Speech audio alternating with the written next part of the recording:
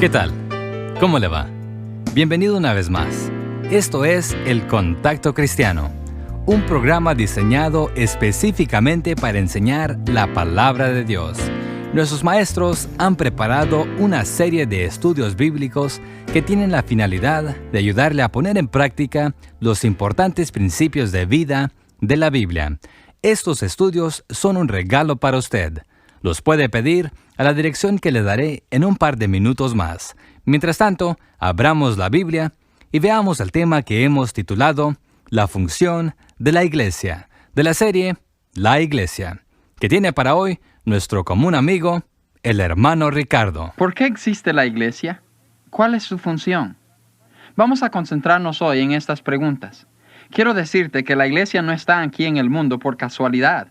Dios ha establecido a la Iglesia con un propósito importante. Yo sé que la mayoría de las personas piensan que la Iglesia es un lugar donde uno va de vez en cuando para mostrarle a Dios de que no nos hemos olvidado de Él.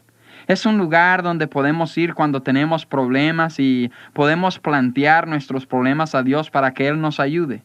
Y una vez que nos ha ayudado, podemos regresar a nuestra rutina diaria. Pero en nuestro estudio pasado, aprendimos que la Iglesia no es un lugar, sino una organización compuesta de creyentes bautizados, quienes tienen la responsabilidad de actuar como un solo cuerpo. Vimos que Jesús es la cabeza. Vimos que los pastores, evangelistas y maestros son el tórax y que los demás son los diferentes miembros del cuerpo. Aprendimos que estas tres fases tienen que trabajar unidos para que la Iglesia pueda tener buena salud espiritual. Pero hoy queremos estudiar acerca de la función de la Iglesia. ¿Qué es lo que hace? Para contestar esta pregunta no tenemos que ir muy lejos. En realidad la respuesta es básicamente sencilla. Si vamos a Mateo capítulo 28, versículos 19 y 20, encontraremos la gran comisión que Jesús dio a su iglesia. Y la función y el propósito de la iglesia es llevar a término esa comisión, cueste lo que cueste. La comisión que Jesús dio es esta. Por tanto, id y haced discípulos a todas las naciones, bautizándolos en el nombre del Padre y del Hijo y del Espíritu Santo, enseñándoles que guarden todas las cosas que os he mandado, y he aquí yo estoy con vosotros todos los días hasta el fin del mundo. Así que la iglesia tiene tres fases a su ministerio: hacer discípulos, bautizarlos y educarlos en las cosas de Dios. Lamentablemente, la mayoría de las iglesias no están funcionando apropiadamente, pues no cumplen todo su ministerio. Y conste que no es fácil. Requiere todas las energías unidas de todos los hermanos miembros de la iglesia llevar a término esta tarea.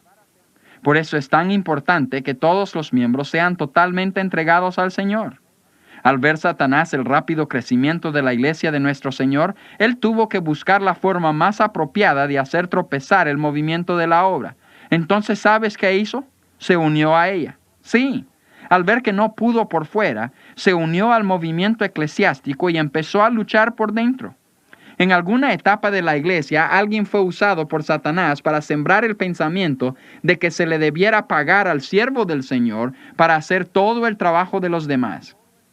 Un solo hombre no puede discipular a todos. La carga se volvió más y más pesada. El discipulado, que es la tarea que Jesús ordenó a su iglesia hacer, se fue olvidado.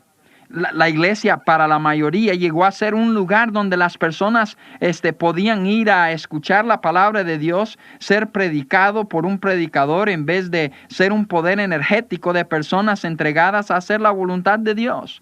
Satanás hizo bien su trabajo y lo sigue haciendo hoy día. Y si esto ha sido tu pensar de lo que es una iglesia, entonces escucha bien porque has estado muy equivocado. Y si eres miembro de una iglesia y no estás activo en ella, haces muy mal. La primera cosa que debe hacer la iglesia, de acuerdo a la Gran Comisión, es hacer discípulos. Esto se logra por medio de evangelismo. En Marcos 16:15, Jesús dijo a sus discípulos: id por todo el mundo y predicad el evangelio a toda criatura. Lo más importante que nosotros tenemos como hijos de Dios, lo más valioso a nosotros para poder servir a Dios, es nuestro testimonio. Uno sale y habla del cambio que Jesús puede hacer en la vida de uno, pero si esa persona no puede ver el cambio, difícilmente creerá. Lo que estoy diciendo es que no es suficiente que las personas escuchen del cambio que Jesús hace en la vida de uno, sino que es necesario que vean el cambio. Quiero enfatizar el hecho de que no somos agentes vendedores. No estamos tratando de vender un producto. He visto a varias personas testificar como si estuvieran realizando una transacción de negocios, y eso no está bien. Debemos recordar que la salvación viene de Jehová. No tenemos que usar tácticas de presión para que el individuo se arrepienta y venga a Jesús. Ni siquiera es nuestro trabajo. Nuestro trabajo es anunciar el Evangelio. Es mostrar al amigo que él puede tener vida eterna en Cristo Jesús y que necesita hacerlo debido a que hay un castigo eterno para todos los que no tienen a Jesús como Salvador. Pero es el individuo quien debe tomar la decisión, no nosotros. He visto a muchos pasar a recibir a Cristo, según ellos, para complacer a otra persona. Pero esto es absurdo porque realmente no ha habido ningún suceso en sus corazones. He visto a madres hacer que sus niños pasen al frente durante el tiempo de invitación en un servicio para recibir a Jesús. Lo que hicieron no fue correcto, porque solo trajeron confusión a la cabeza de la criatura. Uno tiene que aceptar a Cristo por su propia voluntad y no por la voluntad de otro. Así que es deber de todos los miembros testificar de Jesús, pero es la otra persona quien tiene que tomar la decisión. La forma en que nosotros más podemos ayudar es que miren una diferencia en nuestras vidas. Cuando el individuo ha recibido a Jesús como su Salvador, ahora debe cumplir con la primera ordenanza de su Señor, el bautismo. La iglesia tiene ahora la responsabilidad de hacer ver al nuevo creyente la necesidad de expresar públicamente lo que ha sucedido en su corazón por medio de identificarse con Cristo a través del bautismo. Con el bautismo uno muestra a las personas quienes observan la ceremonia que uno ha muerto al pecado, que ha sido sepultado en la sangre de Jesús y que ha resucitado con él a una nueva vida. Al salir del bautisterio, uno es miembro de la iglesia quien le bautizó y ahora puede tomar parte activa en el ministerio de ella. Y esto nos trae a la tercera etapa del ministerio y función de la iglesia, porque ahora la iglesia tiene la responsabilidad de educar al nuevo miembro en las cosas del Señor. Debe enseñar al nuevo creyente cómo estudiar la Biblia, cómo orar y cómo vivir una vida que agrada a Dios por medio de servir a otros en su nombre. Como puedes ver, todo esto es demasiado para un solo hombre. Se necesita de la cooperación de cada miembro para realizar este trabajo. Todos, hombres, mujeres, jóvenes, señoritas, niños y niñas, todos deben testificar de Jesús y educar a los nuevos convertidos. Esto es lo que la iglesia ha dejado de hacer. Pero es necesario que se recupere este sistema bíblico de trabajar. Si no, seguiremos perdiendo más y más terreno cada día. Y más personas van a ir al infierno. No lo permitamos, hermanos. Luchemos y ganemos a nuestro mundo para el Señor Jesucristo. Vamos a orar. Padre, te damos gracias por todas las iglesias que realizan bíblicamente su función. Si hay hermanos que no están activos en cumplir sus responsabilidades dentro de la iglesia, yo te pido que uses los estudios que hemos tenido para que puedan despertarse y puedan empezar a trabajar para la honra y la gloria tuya. Te lo pido en el nombre de Jesús. Amén. Iba Jesús por las olas del mar y Pedro le vio y se atemorizó. Pedro creyó que era un fantasma, él no creyó que era Jesús. Y Jesús le dijo: Pedro, Pedro, no temáis. Pedro se bajó de la barca y caminó como Jesús. Y caminando por el agua, su mirada quitó de Jesús. De momento él se hundía y decía: ayúdame. Dame tu mano, no ves que perezco. Dame tu mano, dámela, Señor. Dame tu mano,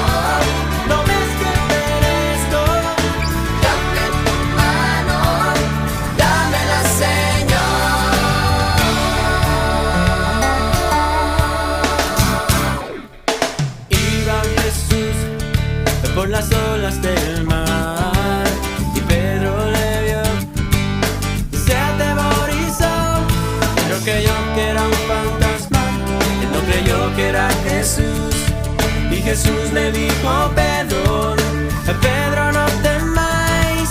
Pedro se bajó de la barca y caminó como Jesús, y caminando por el agua, su mirada quitó de Jesús. De momento él se hundía y decían, ayúdame. Dame tu mano, ¿No ves que perezco? dame tu mano, Dámela, Señor. dame tu mano, ¿No ves que perezco? dame tu mano, Dámela, Señor. si nosotros ponemos la mirada en los hombres, en las cosas que perecen, que vuelven a la nada, no bajamos como Pedro, su mirada quitó de Jesús. De momento él se hundía y decían, ayúdame.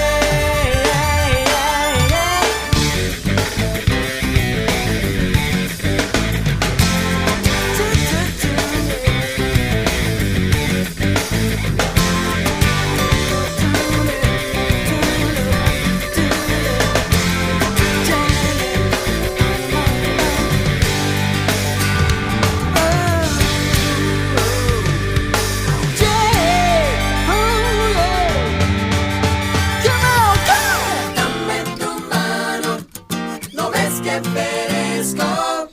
Dame tu mano, ¿No ves que perezco? dame tu mano, Dámela, Señor. dame tu mano, ¿No ves que perezco? dame tu mano, Dámela, Señor. dame tu mano, ¿No ves que perezco? dame tu mano, Dámela, Señor. ¿No ves que perezco? dame tu mano, Dámela, Señor. dame tu mano, dame tu mano, dame tu mano,